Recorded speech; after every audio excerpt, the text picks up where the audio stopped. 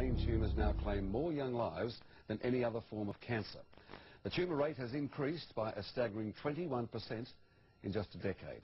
One of our leading surgeons is worried about a link with the growing use of mobile phones and other electrical equipment.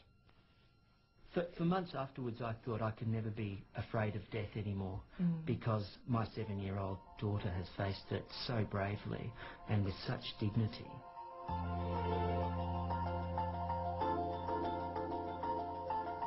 She was the most delightful, charming child. She just had a spark, and she was fun and gentle, and she was a joy. Kessie McConnell was only 7 when the family doctor thought she had a fever. Kessie was dead within weeks from a brain tumour. We had to watch Kessie lose the ability to talk, to walk, to move. You know, one by one, her left hand would be paralysed. The next day she'd wake up and she wouldn't be able to move her leg. The type of tumour that Kessie had in her brainstem was, you know, the worst possible place you could have a brain tumour. Ependymomas in particular seem to be increasing in incidence in children. Charlie Teo is a preeminent neurosurgeon. He specialises in children's brains. And Charlie is at the cutting edge, literally, of a 21% increase in children's brain tumours. I think that EMR, mobile phones and other electrical appliances may have something to do with the increased incidence that we're seeing. What advice do you give your children? Oh, Ray, this is a very sore point. My daughter just got a mobile phone, and I was so against it. It was a real sore point in the family. How old is she, Charlie? She's 12. So she's in that vulnerable age. Oh, very vulnerable. Her brain is still developing, and I'm really very upset that she's got one. So mobile telephones or telephone wires or computers? Absolutely. I mean, you're exposed to EMR, electromagnetic radiation, that you're not even aware of. The wires in the walls of your home emit EMR of a certain frequency that could be dangerous. The electrical appliances, not only computers, but all electrical appliances like electric blankets and bedside clocks, certainly mobile phones and certainly high tensile electrical wires. And your belief is that children are more susceptible?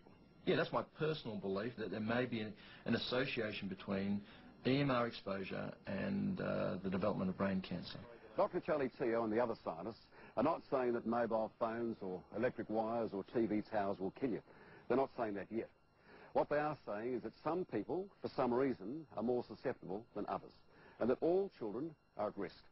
There's now so much electromagnetic radiation in our daily lives that we just have to be careful, just in case somewhere down the track we discover that EMRs have in fact been killing us. I don't think there are any guarantees. I don't think the industry can give a guarantee, and certainly our scientists are not prepared to do that. Senator Lynn Allison spent a year listening to the scientists, trying to find out what the risks are. What she discovered is that there's good reason to worry. We are a bit awash now in radio frequency and radio waves generally, and we're not altogether sure what effect that has on us. Senator, were you surprised to learn that brain tumours have now taken over from leukemia as the biggest cause of death amongst children? I think that's awful, but it's consistent with studies of in Europe and the UK, where there's been a 40% increase across the board of brain tumours over the last 20 years. Across the other side of Canberra, Jeff and Denise are still coming to terms with the loss of Kessie. Denise searched hospital and medical records, compiling the report that found brain tumours are now the biggest cancer killer of children.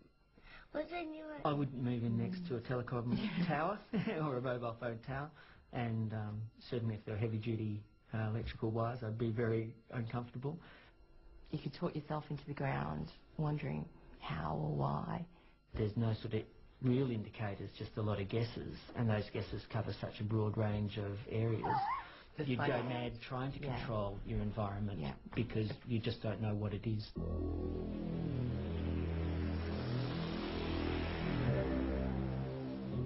scientists say that the thickness of the skull in children makes a difference. It's quite thin compared with adults, that there is more brain fluid, the radio frequencies can travel through the brain more easily.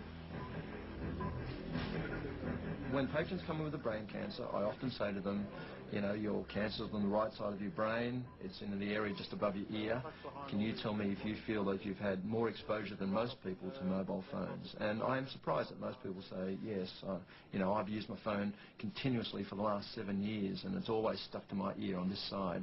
Well, that's where the cancer is.